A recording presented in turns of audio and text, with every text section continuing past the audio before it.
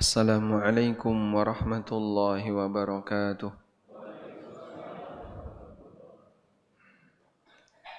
Alhamdulillahi rabbil alamin. Wassalatu wassalamu ala ashrafil mursalin Nabiyyina wa maulana Muhammadin wa ala alihi wa sahbihi ajma'in. Wa ashhadu an la ilaha illallah wahdahu la syarika lah. Wa ashhadu anna Muhammadan abduhu wa rasuluh sallallahu alaihi wa ala alihi wa sahbihi wa man tabi'al huda ila yaumiddin. Alhamdulillah, puji syukur kita haturkan kehadirat Allah. Pagi ini kembali kita lanjutkan kajian dengan membaca kitab Fadlul Islam, keutamaan menjadi muslim dan menjadi umat Nabi Muhammad sallallahu alaihi wasallam. Setelah kita membaca beberapa keterangan yang disampaikan oleh penulis tentang keutamaan umat Muhammad sallallahu alaihi wasallam dibandingkan umat sebelumnya, kita amalnya lebih sedikit tapi pahalanya lebih banyak karena dilipat gandakan oleh Allah Subhanahu wa taala. Berikutnya berkaitan dengan masalah hari besar. Semua agama itu punya hari istimewa. Semua agama punya hari istimewa. Mereka menetapkan punya hari besar. Dan ketetapan mereka terhadap hari besar atas latar belakang yang beragam. Ada hari besarnya ditetapkan berdasarkan kelahiran tokohnya. Semua agama punya hari besar. Hari besar ini ada yang sifatnya pekanan, ada yang sifatnya tahunan. Hari besar yang sifatnya pekanan yang dimiliki oleh kaum muslimin, hari Jumat. Yang sifatnya tahunan, Idul Fitri dan Idul Adha. Sekarang kita lihat dalam hadis berikut ini, Nabi SAW akan bercerita kenapa hari Jumat itu menjadi hari besarnya kaum muslimin. Wa fihi aidan, dan dalam Sahih Bukhari juga terdapat riwayat an Abi Hurairah dari sahabat Abu Hurairah radhiyallahu anhu. Qala Rasulullah sallallahu alaihi wasallam, bahwa Rasulullah sallallahu alaihi wasallam bersabda, adallallahu 'anil jum'ati man kana qablana. Umat sebelum kita tidak diberi petunjuk oleh Allah, disesatkan oleh Allah, sehingga mereka tidak memilih hari Jumat sebagai hari besar. Umat sebelum kita disesatkan oleh Allah, sehingga mereka tidak memilih hari Jumat sebagai hari besar. Fakana lil yahudi yaumus sabt. Maka orang Yahudi mereka lebih memilih hari Sabtu sebagai hari besar. Wan nasara yaumul ahad. Sementara orang Nasrani lebih memilih hari Ahad. Faja'allahu bina. Lalu Allah datangkan kita, yaitu umat Nabi Muhammad sallallahu alaihi wasallam. Fahadana liyaumil jum'ah. Dan dia memberikan petunjuk kepada kita untuk memilih hari Jumat sebagai hari besar. Wa kadzalika hum taba'un lana yaumal qiyamah. Maka kita berada di depan. Urutannya gimana? Jumat, Sabtu, Ahad. Sehingga kita berada di depan. Demikian pula besok di hari kiamat, hum taba'un lana, mereka akan menjadi pengikut kita. Sehingga Yahudi dan Nasrani ada di belakang umat Nabi Muhammad sallallahu alaihi wasallam. Lalu kata Rasulullah sallallahu alaihi wasallam, "Nahnul akhiruna min ahli dunya." Kita ini penduduk bumi yang terakhir lahir, wal awwaluna yaumal qiyamah, tapi menjadi manusia terdepan besok di hari kiamat. Sehingga Yahudi dan Nasrani masih di belakang, kaum muslimin duluan. Maka umat Nabi Muhammad sallallahu alaihi wasallam masuk surga lebih awal dibandingkan umat-umat sebelum umat Nabi Muhammad sallallahu alaihi wasallam, sebelum kita. Walhamdulillah, inilah di antara keutamaan besar yang diberikan oleh Allah Subhanahu wa taala kepada umat Nabi Muhammad sallallahu alaihi wasallam. Jadi kira-kira mana yang lebih baik, Muslim atau Israel? Nah, nggak usah dibandingkan, Pak. Tapi kenapa ada sebagian orang yang menjadikan orang Israel sebagai penasihatnya? Nah, ini kan kebalik ya. Orang jahat dijadikan penasihat. Bagaimana mungkin penjahat dijadikan nasihat? Ya, pasti dia akan ngasih nasihat yang merusak kaum muslimin. Walhamdulillah umurnya enggak panjang. Ya. Semoga Allah Subhanahu wa taala menjaga kaum muslimin dan umat Islam dari pengaruh kejahatan musuh-musuhnya, baik musuh yang berada di luar maupun yang berada di dalam. Nah, yang berada di dalam ini bisa jadi lebih berbahaya. Sekarang kita akan lihat berikut ini. Jadi ceritanya kenapa hari Jumat itu menjadi hari besar kaum muslimin? Jawabannya apa, Pak? Atas petunjuk dari Allah. Sehingga hari besar umat Islam ini atas pilihan Allah. Allah yang memilihkan untuk kita. Hari besar untuk umat Islam, yaitu umat Nabi Muhammad SAW atas pilihan Allah. Sementara hari besar umat sebelum kita sifatnya pilihan mereka. Nah, maka pertanyaannya, mana yang lebih baik, pilihan Allah atau pilihan mereka? Mana yang lebih baik? Pilihan Allah. Sehingga kita wajib meyakini bahwa apa yang dipilihkan oleh Allah lebih sempurna, lebih baik dibandingkan dengan pilihan manusia. Kita bersyukur kepada Allah diberi petunjuk oleh Allah Subhanahu wa taala sehingga Allah pilihkan hari besar kita sebagai hari terbaik. Yang dimaksud pilihan Allah itu gimana, Pak? Allah tetapkan bahwasanya hari Jumat, hari yang terbaik sebagai hari besar kaum muslimin. Padahal umat-umat masa silam, mereka itu disuruh milih. Nah, mereka milih. Saya maunya ini. Kami maunya ini. Itu dulu ya. Oleh karena itulah, Bani Israel, mereka milih hari Sabtu. Yahudi, Bani Israel,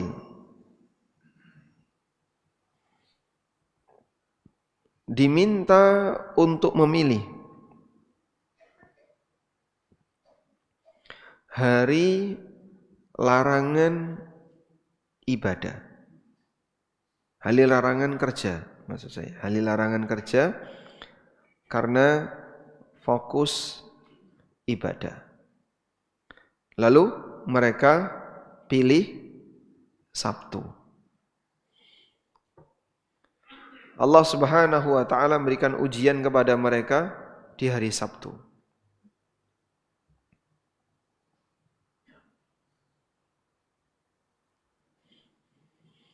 Di surat Al-A'raf ayat 163 Allah taala berfirman, Was'alhum 'anil qaryati allati kanat hadiratal bahr.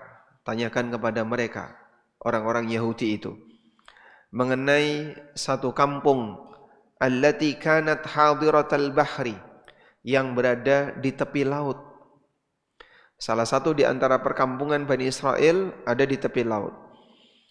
Idh ya'duna fis sabti, ketika mereka bertindak melampaui batas di hari Sabtu, melanggar perjanjian. Ittatihim hitanuhum yawma sabtihim syurra'a. Ketika hari Sabtu itu, ikan-ikan yang berada di laut bermunculan di permukaan. Syurra'an, bermunculan di permukaan. Wa yawma la yasbituna la ta'tihim. Tapi selain hari Sabtu, ikannya tidak muncul. Kadzalika nabluhum bima kanu yafsukun. Demikianlah kami memberikan ujian kepada mereka disebabkan karena perbuatan kefasikan yang telah mereka lakukan. Coba kita baca riwayat berikut ini. Kejadiannya adalah bahasanya Allah Subhanahu wa taala memberikan ujian kepada Bani Israel, di mana mereka diperintahkan untuk memilih hari besar. Lalu mereka lebih memilih hari Sabtu. Dan perjanjiannya, selama hari Sabtu tidak diperkenankan untuk mencari penghasilan. Jadi fokus untuk ibadah. Dan itu syariat sebelum kita, Pak. Kita kan tidak ada ya. Hari Jumat boleh nggak Pak ke kantor, Pak? Boleh? Andaikan syariat ini bertahan, Jumat kaum muslimin wajib libur. Tapi kaum muslimin ketika hari Jumat mereka tetap bekerja. Tidak harus libur. Sehingga ada pertanyaan, boleh enggak Jumat itu untuk kerja? Boleh. Yang tidak boleh kerja itu syariatnya Bani Israel dulu. Hari besar tidak boleh kerja. Dan kemudian setelah mereka memilih hari Sabtu, di sini disebutkan hiya adalah penduduk negeri Ailah, wa hiya ala syati'i bahril Qalzum, yang berada di tepi laut Qalzum. Nah, kemudian penduduk Ailah ini setelah diberi oleh Allah Subhanahu wa taala kesepakatan bahwa selama hari besar tidak boleh mencari sumber pendapatan. Lalu yang mereka lakukan apa? Mereka memasang keramba di hari Jumat. Jadi pas hari Sabtu diuji oleh Allah, ikan-ikan bermunculan di permukaan. Tapi mereka tidak boleh ngambil. Padahal ikan itu kalau pakai jala gitu, wah bisa dapat banyak karena ikannya bermunculan di permukaan. Selain hari Sabtu, hilang semua ikannya. Maka awalnya mereka nggak berani untuk ngambil. Ini nanti kalau kami ambil, kita akan dikutuk oleh Allah. Sehingga awalnya mereka nggak berani ngambil. Lalu mereka melakukan hilah. Bagaimana cara hilahnya? Mereka pasang keramba di hari Jumat sore. Kemudian mereka ambil di hari Ahad pagi. Sehingga selama Sabtu sama sekali tidak bekerja. Karena kan yang dilarang hari Sabtu. Kerjanya Jumat sore, diambilnya Ahad pagi. Tapi ini pelanggaran. Karena hakikatnya mereka sedang memanfaatkan hari Sabtu untuk mendapatkan ikan tadi. Awalnya ikan itu diambil oleh mereka dan gak berani dimakan. Ini kan haram, dilarang. Lama-kelamaan dijual sedikit. Sampai akhirnya jadi pasar besar. Sehingga berawal dari ketakutan, lalu uji coba, kok enggak ada masalah, akhirnya jadi makin membesar. Demikianlah perbuatan maksiat. Maksiat itu awal pertama kali melakukannya deg-degan. Lama-lama dug-dugan. Sehingga awalnya dia ketakutan, lama-lama dia terbiasa. Makanya deg-degan itu hakikatnya adalah peringatan dari naluri manusia. Kalau nuraninya masih sehat, jika ini dituruti, berhenti.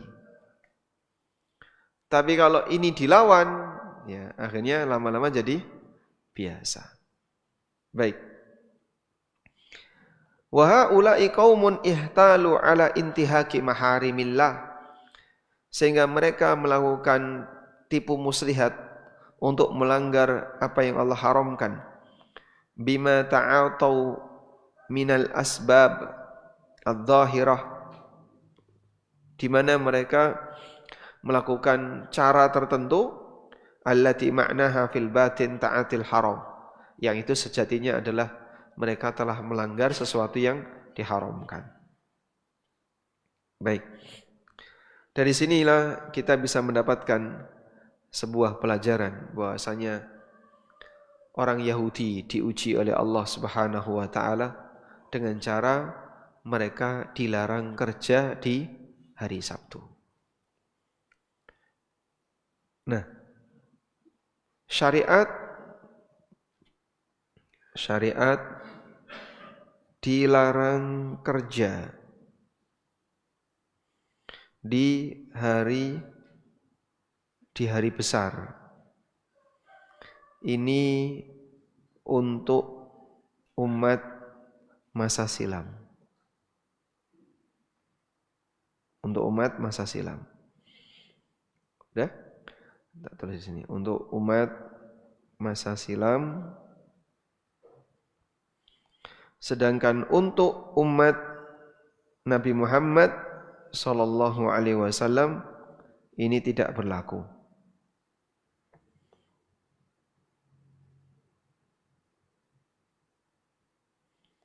Tidak berlaku.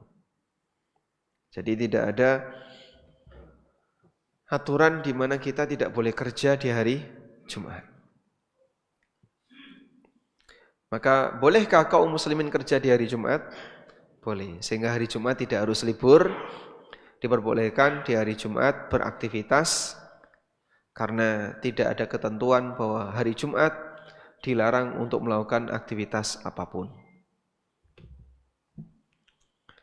Pernah satu ketika di zaman Pak JK ya, Pak Yusuf Kala jadi wakil presiden, ada salah satu utusan dari Dewan Amanat Gereja mengusulkan agar setiap kantor pemerintah dibangun gereja. Sebagaimana setiap kantor pemerintah ada masjid. Jadi biar berimbang, ada masjid, ada gereja. Lalu Pak JK memberikan jawaban. Ya sudah, kalau mau dibangun gereja di setiap kantor pemerintah, bagaimana kalau hari liburnya digeser Jumat? Enggak jadi, Pak. Kok loadingnya lama gimana nih? Jadi kenapa di kantor pemerintah ada masjid? Karena Jumat tidak libur. Masuk akal enggak? Nah, loadingnya kok lama. Jadi saat beliau ngasih jawaban sangat sederhana. Ya bisa saja di setiap kantor pemerintah dipasang gereja, tapi hari liburnya digeser Jumat. Ya mundur mereka enggak jadi. Baik. Dan kaum muslimin tidak perlu libur di hari Jumat, mereka tetap bisa beraktivitas. Apa dalilnya kalau hari Jumat tidak libur?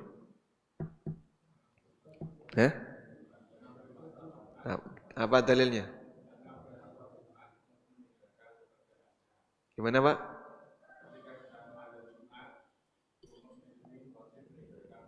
Ketika datang Jumatan, kaum muslimin wajib meninggalkan pekerjaannya. Betul sekali ya. Ya ayyuhalladzina amanu idza nudiya lis-salati min yaumil jum'ah fas'au ila dzikrillahi wa dzarul bai'. Wahai orang yang beriman, kalau sudah terdengar adzan Jumat, bersegeralah menuju zikrullah, menuju Jumatan dan tinggalkan jual beli. Adanya larangan tinggalkan jual beli menunjukkan bahasanya hari Jumat boleh jual beli, tapi jangan nabrak Jumatan. Lalu Allah mengatakan, fa idza qudiyatis salatu fantashiru fil ardi wabtagu min fadlillah. Kalau Jumatan sudah selesai, fantashiru fil ard, maka bertebarlah kalian di muka bumi.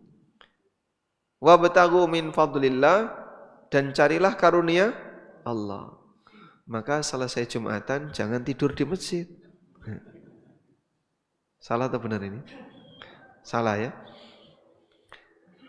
Yang dimaksud gimana Pak?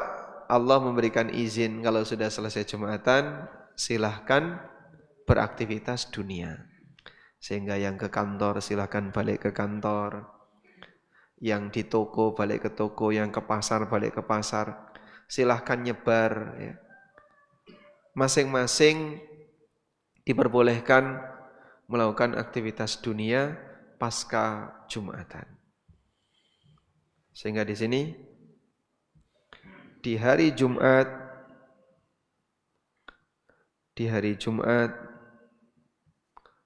Muslim tetap dibolehkan untuk beraktivitas duniawi selama tidak melanggar, selama tidak meninggalkan Jumatan. Sehingga kalau pas Jumatan ya mereka wajib datang. Karena itulah di zaman Utsman radhiyallahu anhu, beliau menyuruh muadzin untuk adzan di mana? Di pasar. Di sebuah tempat namanya Zawra. Sehingga adzan pertama di Zawra. Kenapa di Zawra? Nah, di Zawra ini dekat keramaian. Maka begitu adzan pertama, ini menandakan Jumatan akan segera dimulai, sehingga mereka bisa persiapan. Baik. Selanjutnya, tadi disebutkan bahwa Yahudi gagal dengan ujian larangan ambil ikan. Begini ya. Mereka gagal dengan ujian larangan ambil ikan. Ya. Wa idh qalat ummatun minhum lima ta'iduna qauman illahu muhlikuhum aw mu'adzibuhum 'adzaban syadida. Ingatlah ketika ada sekelompok orang mengingatkan kepada mereka, lima ta'iduna qauman illahu muhlikuhum, kenapa kalian memberikan nasihat kepada sekelompok kaum yang Allah pasti akan membinasakan mereka?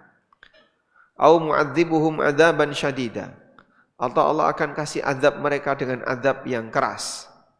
Qalu ma'dziratan ila rabbikum wa la'allahum yattaqun. Lalu mereka mengatakan ini sebagai alasan di hadapan Rabb kalian dan agar mereka bertakwa. Jadi ceritanya begini. Kelompok Yahudi tadi, Yahudi yang melanggar aturan hari Sabtu. Kelompok ini sudah diingatkan. Dia diingatkan oleh orang soleh di antara mereka. Nah, orang soleh di antara mereka ini diingatkan oleh Yahudi lainnya. Jadi peringatan bertumpuk ini ya. Yahudi A ini mengingatkan kepada orang soleh B, ngapain kalian dakwai kampung itu? Kampung ini sebentar lagi akan dibinasakan. Lalu B yang ngasih peringatan ke Yahudi yang melanggar aturan ini, mereka bilang, ya ini sebagai alasan di hadapan Allah. Nanti kalau aku ditanya, kamu tinggal di situ ada pelanggaran dari kaummu, kenapa kau biarkan? Mereka sudah bisa ngasih alasan, dulu aku sudah ingatkan. Nah, ini yang dijadikan kera dan babi karena pelanggaran.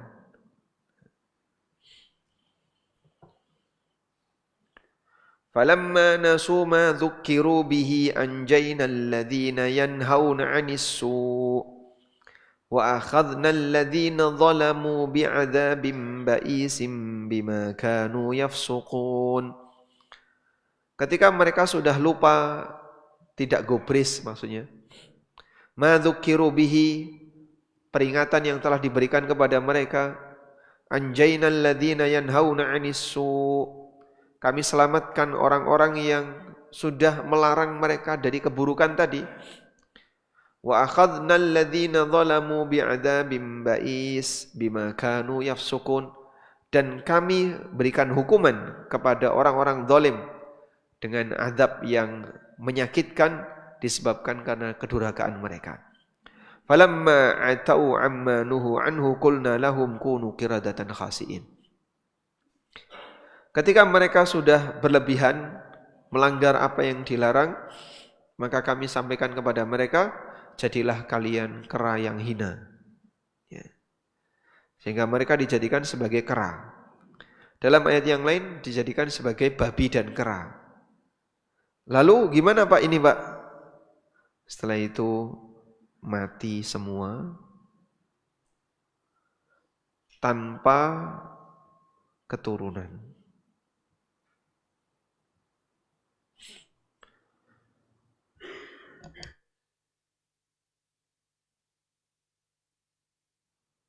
Jadi para Yahudi yang dijadikan babi dan kera tadi semuanya mati tanpa meninggalkan keturunan. Makanya sebutan untuk orang Yahudi saudaranya babi dan kera, bukan keturunan babi dan kera. Kenapa Pak? Karena saudara mereka dulu yaitu ini, Yahudi-Yahudi yang melanggar aturan ini dulu pernah dijadikan babi dan kera oleh Allah. Setelah itu mereka dibinasakan tanpa meninggalkan keturunan. Sehingga tidak ada keturunan berupa babi dan kera sebab mereka dimatikan oleh Allah Subhanahu wa taala. Baik. Kita lanjutkan. Disinilah Yahudi gagal dengan ujian larangan ambil ikan. Sekarang kita lihat sahabat Nabi SAW. Sahabat Sallallahu Alaihi Wasallam. Baik. Sahabat Nabi Sallallahu Alaihi Wasallam. Internetnya putus. Ya.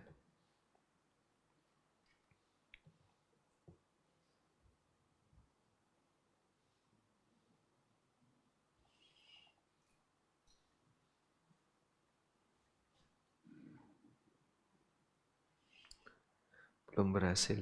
Sebentar. Internetnya putus.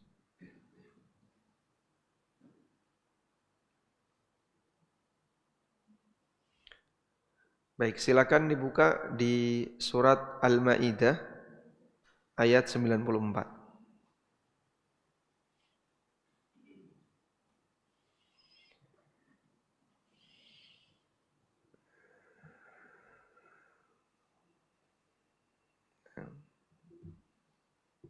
Kita coba pakai tethering.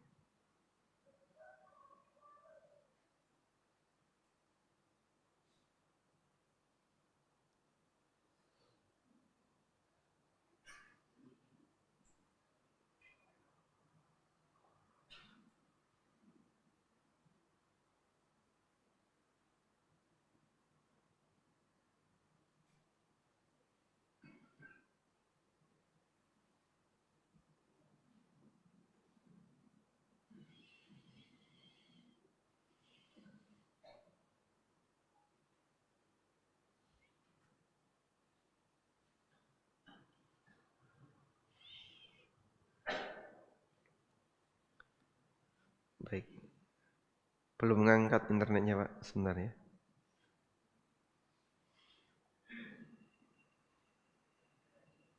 Nah.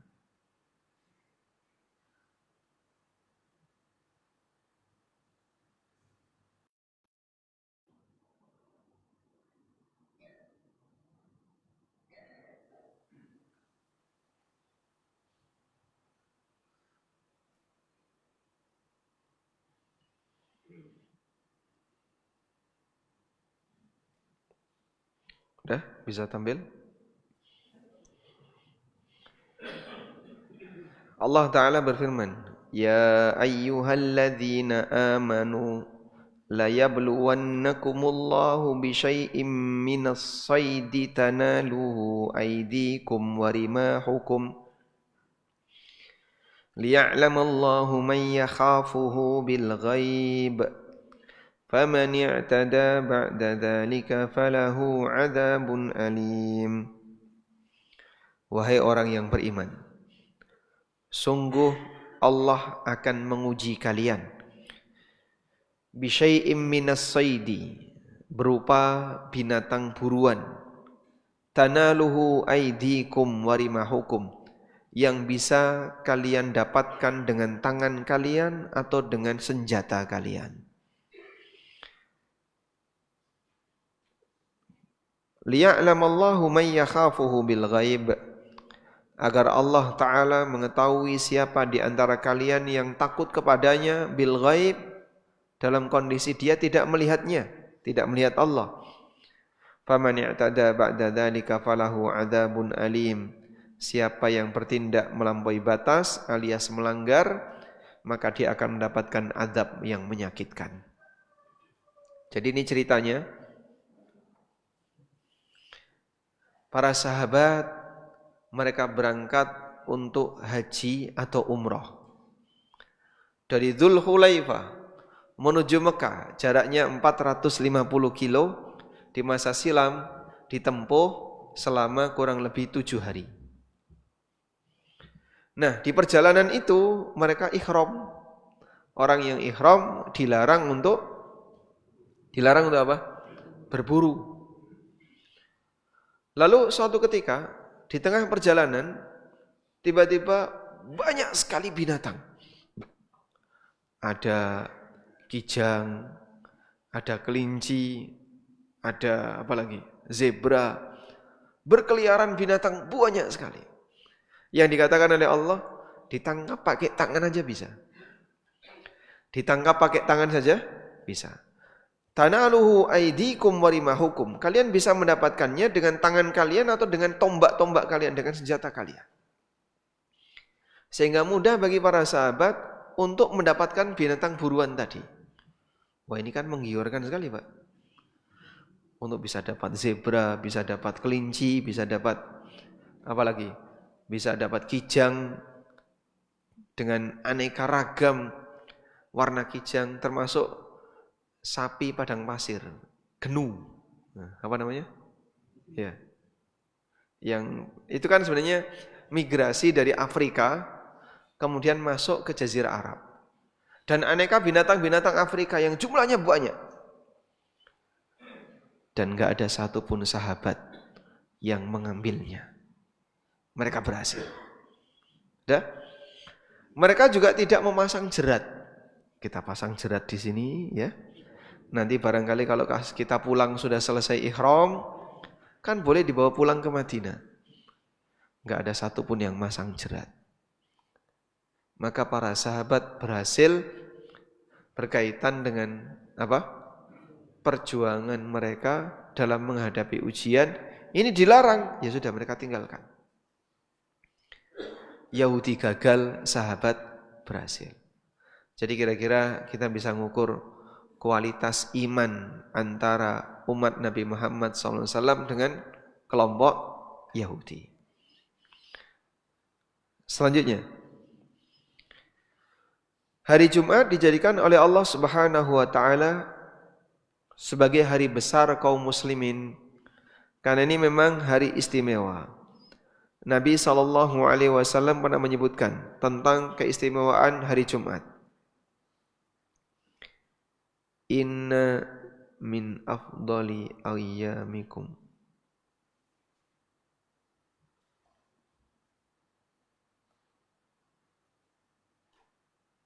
Kita lihat hadis berikut ini.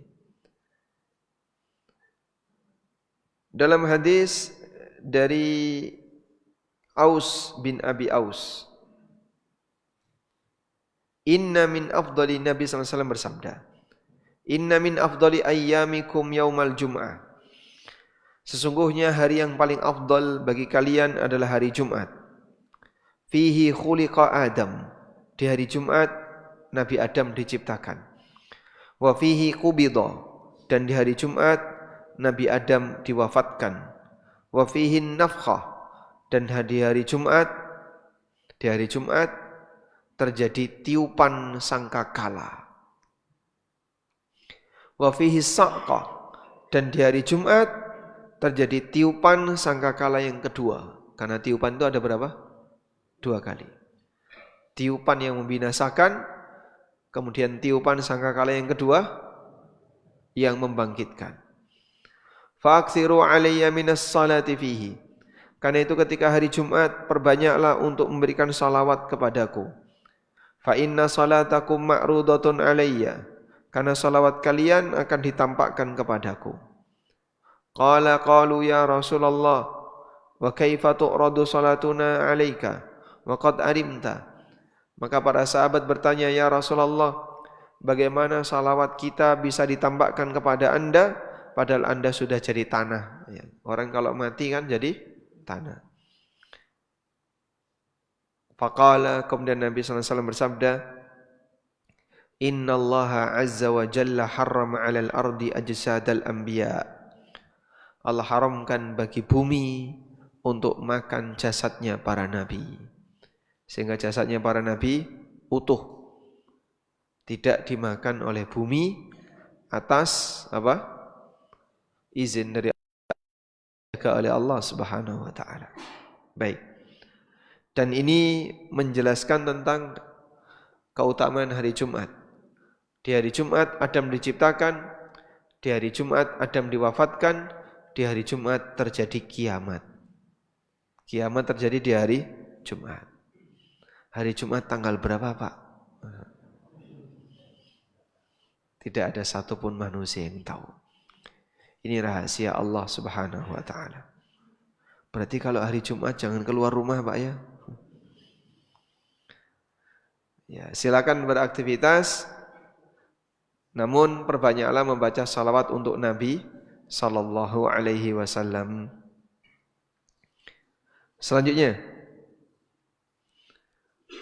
tadi kita sudah mendapatkan penjelasan bahwa hari Jumat ini pilihan dari Allah. Sehingga hari raya bagi kaum muslimin adalah pilihan Allah. Sementara hari raya bagi umat sebelumnya itu pilihan pribadi. Nah, di sini kita mau catat ya.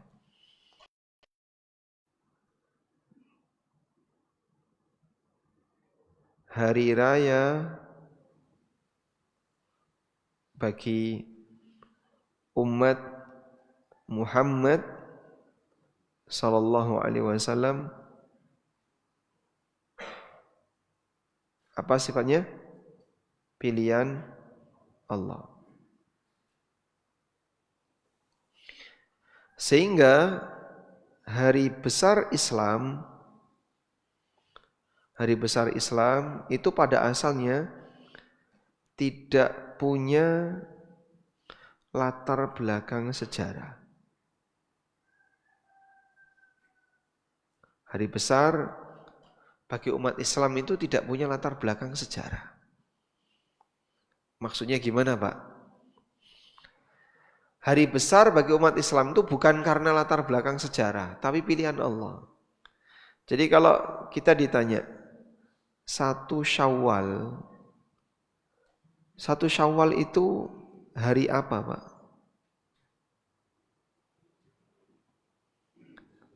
Dalam sejarah Satu Syawal itu hari apa? Apakah hari kelahiran Nabi SAW? Bukan. Atau hari beliau diangkat jadi Nabi? Bukan. Atau hari Isra Mi'raj? Bukan. Hari beliau nikah dengan Khadijah atau nikah dengan Aisyah? Bukan. Sehingga 1 Syawal itu hari apa kok kita jadikan sebagai hari raya? Ya, tidak ada latar belakang sejarah. Jadi 1 Syawal ini tidak ada latar belakang sejarah. Yang dimaksud tidak ada latar belakang sejarah, ya berarti sifatnya murni pilihan syariat. Murni pilihan Allah. Maka Allah yang memilihkan berhari rayalah di hari Syawal, di 1 Syawal.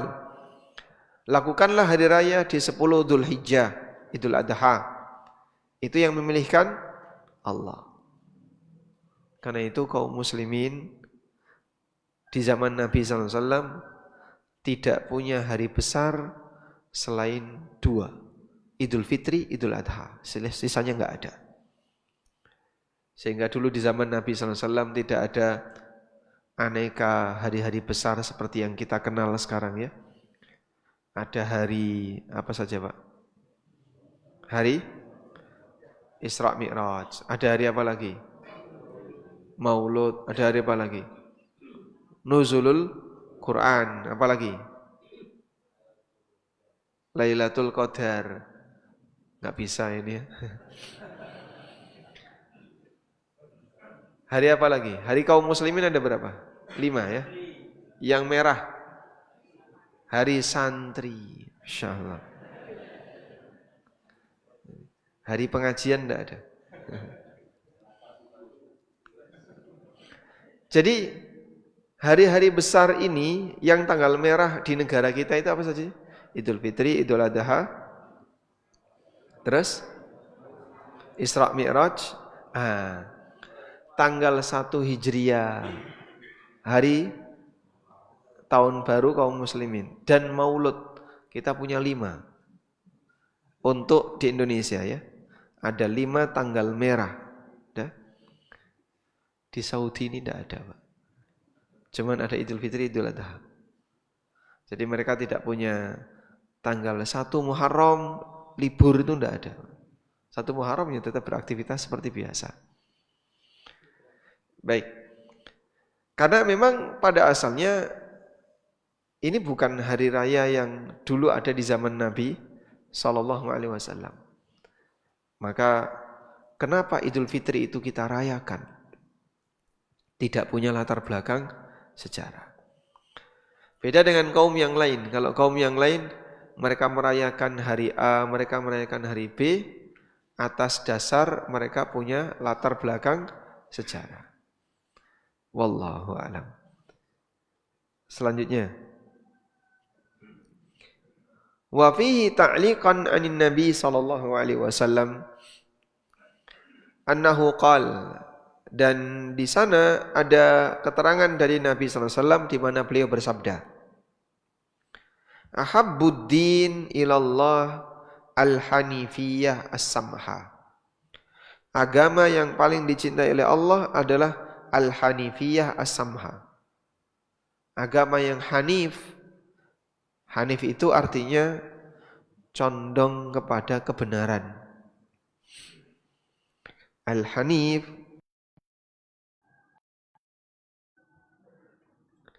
artinya apa al-hanif? Artinya al-mail. Al-hanif artinya al-mail ilal haq. Condong kepada kebenaran. Maka disebut agama Hanifiyah karena semua ajarannya mengarah kepada kebenaran. Baik. As-samhah artinya yang toleran. Toleran itu banyak memberikan kelonggaran. Tidak sebagaimana ajaran masa silam. tidak seperti ajaran masa silam. Kalau ajaran masa silam, ajarannya keras. Sehingga hari Sabtu nggak boleh kerja sama sekali. Hari apa lagi harus seperti ini. Najis nggak boleh dicuci, terus dipotong. Akhirnya sarungnya bolong-bolong. Karena najis harus dipotong. Siapa yang berbuat syirik, tobatnya bunuh diri. Berat semua ya. Maka dalam syariat kita dibuat ringan oleh Allah sehingga yang dulu berat bagi orang masa silam oleh Allah Subhanahu wa taala diberi keringanan untuk umat Muhammad sallallahu alaihi wasallam. Rabbana wala tahmil alaina isran kama hamaltahu alal ladzina min qablina. Ya Allah, janganlah Engkau membebani kami dengan beban isra, itu artinya beban. Kama hamaltahu alal ladzina min qablina, sebagaimana beban ini pernah Engkau berikan kepada umat-umat sebelum kami. Maka kita diberi keringanan oleh Allah Subhanahu wa taala berupa syariat yang disebut dengan as-samhah, syariat yang toleran. Tapi jangan diremehkan dan dibuat gampang. Sudah dikasih banyak toleran, masih banyak nawar. Nek koyo ngene ora apa-apa to, ora apa-apa. Akhirnya banyak yang dilanggar. Baik. Karena itulah pelanggaran yang dilakukan oleh masyarakat di zaman sekarang ini sudah melebihi batas. Karena as-samha ini sudah terlalu banyak toleransi. Yang dulu dilarang, sekarang banyak yang dibolehkan. Nah, kok sekarang masih ada yang melanggar, berarti ini saking kebangetan orangnya. Baik, kita lanjutkan. Wa an Ubay bin Ka'ab, dari Ubay bin Ka'ab, qala, beliau mengatakan, alaikum bis sabil, kalian wajib mengikuti jalan yang lurus, was sunnah, dan wajib mengikuti ajaran Nabi sallallahu alaihi wasallam. Fa innahu laisa min abdin ala sabilin wa sunnatin dzakarallaha. Karena siapapun seorang hamba yang dia berada di atas jalan yang lurus dan sunnah ajaran Nabi sallallahu alaihi wasallam, lalu dia ingat kepada Allah. Dia ingat Allah, fafadat ainah, kemudian dia nangis. Min khasyatillah, karena dia takut kepada Allah. Fatamassahun nar, maka dia tidak akan tersentuh neraka. Orang kalau sudah lurus istiqamah, lalu dia takut dosanya sampai nangis, maka tidak akan tersentuh neraka. Walaysa min abdin ala sabilin wa sunnatin dzakara ar-rahman faqsha'arra jildu min makhafatillah. Dan apabila seorang mukmin itu berada di atas jalan yang lurus dan ajaran Nabi sallallahu alaihi wasallam, lalu dia ketika menyebut nama Ar-Rahman, kulitnya merinding karena takut kepada Allah. Illa kana kamathali syajaratin yabisin waraquha illa tahatat anhu dhunubuhu.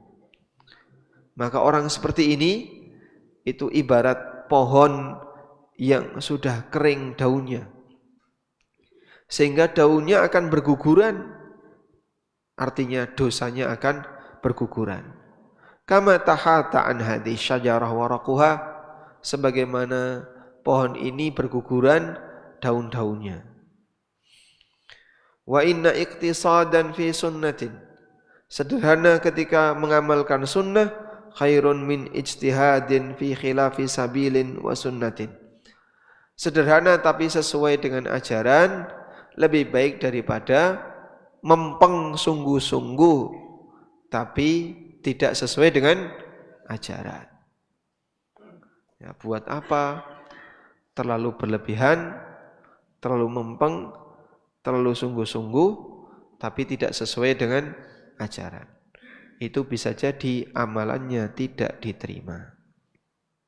Baik. Nah, dari sinilah Dari pernyataan Ubay bin Ka'ab kita bisa melihat keutamaan orang yang komitmen dengan ajaran Islam. Maka ketika itu pada saat dia beramal, amalnya diterima oleh Allah Subhanahu wa taala. Ada enggak orang yang rajin tahajud tapi amalannya menyimpang? Banyak. Sehingga bukan masalah banyak dan sedikitnya ibadah. Tapi yang lebih penting, bagaimana agar ibadah kita berkualitas.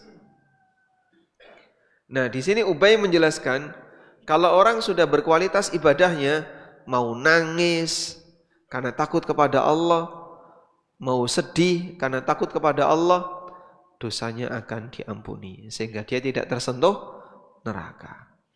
Walhamdulillah. Baik. Walhamdulillahirabbil alamin. Satu lagi ya.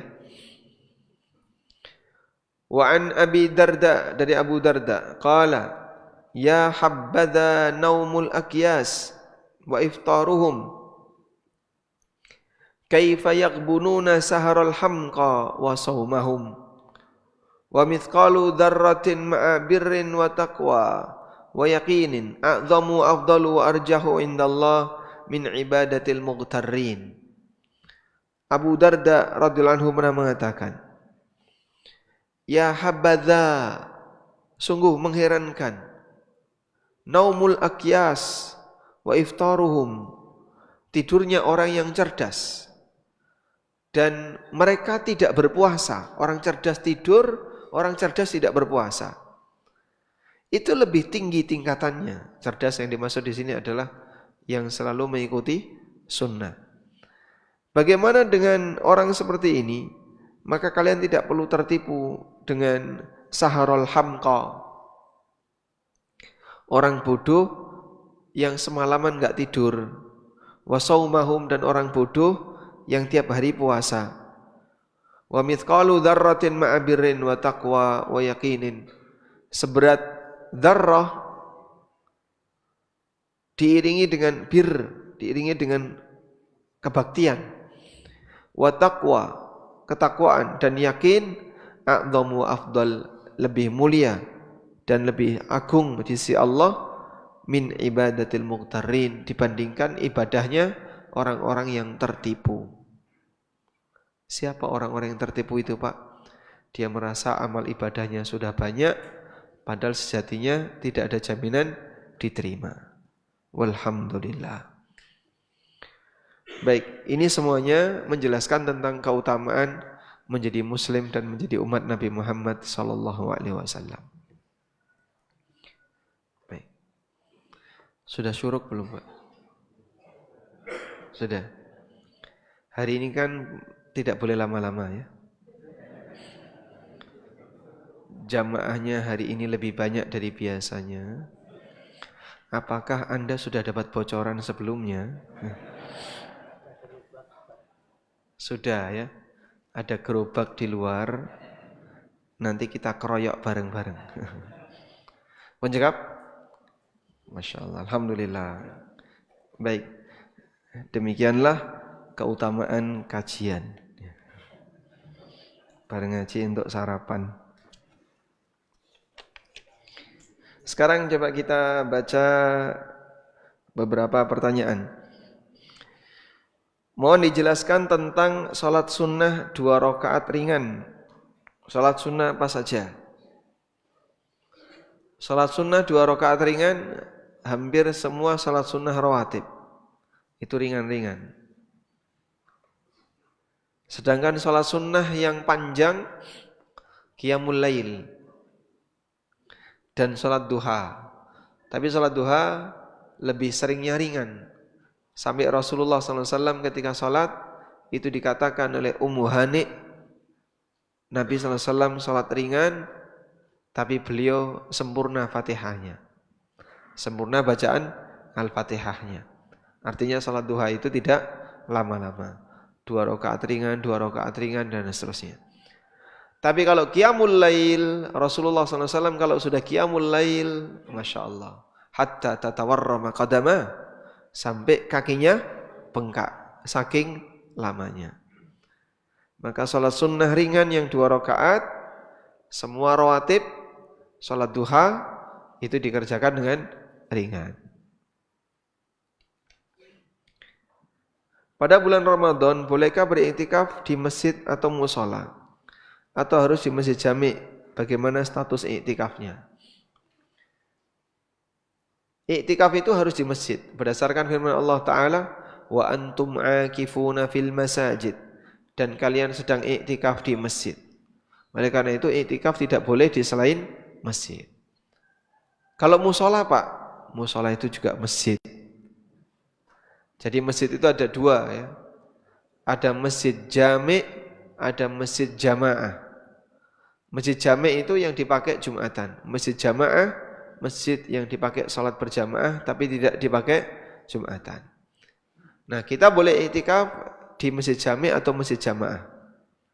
Karena iktikaf itu harus di masjid baik jami' maupun jamaah. Cuman kalau tidak masjid jamaah, nanti pas Jumatan dia keluar membatalkan iktikaf. Karena harus pindah masjid. Makanya yang terbaik adalah iktikaf di masjid jami' agar tidak ada yang putus ketika iktikaf. Wallahu a'lam.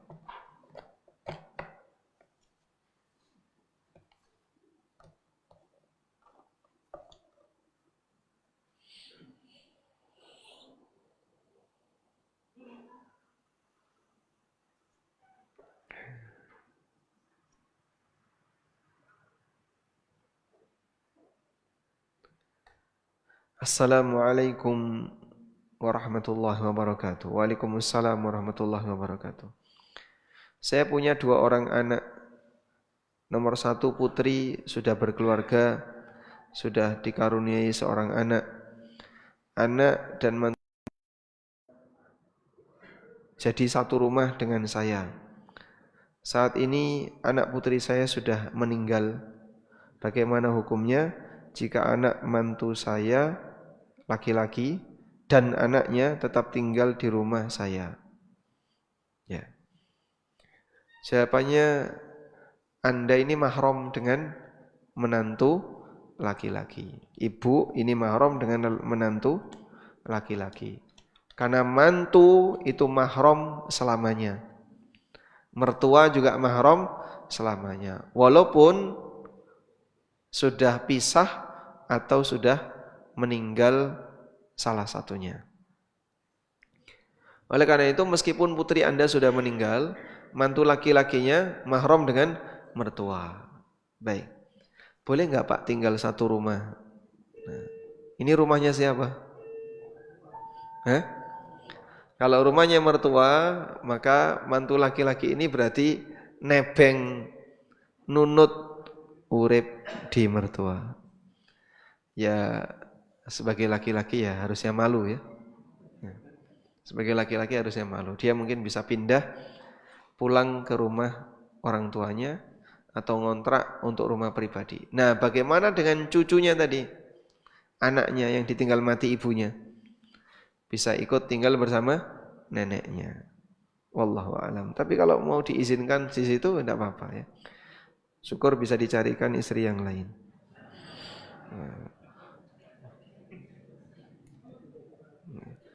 Wis nunut manggon ngejak wong liya meneh.